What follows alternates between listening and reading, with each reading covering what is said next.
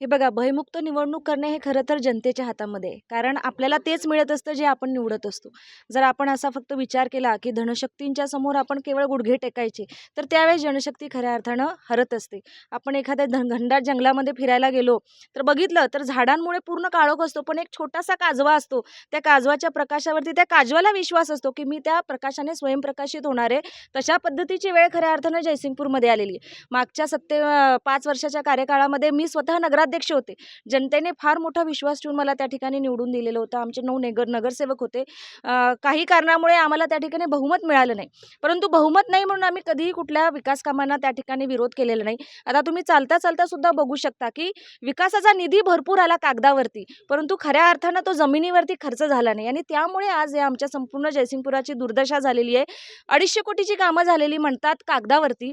मग 2.5 कोटी मग तरी त्या ठिकाणी आमची त्या जमिनीवरती गेली पाहिजेत ना, तर ते काम आपल्याला नागरिकांपर्यंत खऱ्या अर्थानं पोहोचवता येईल.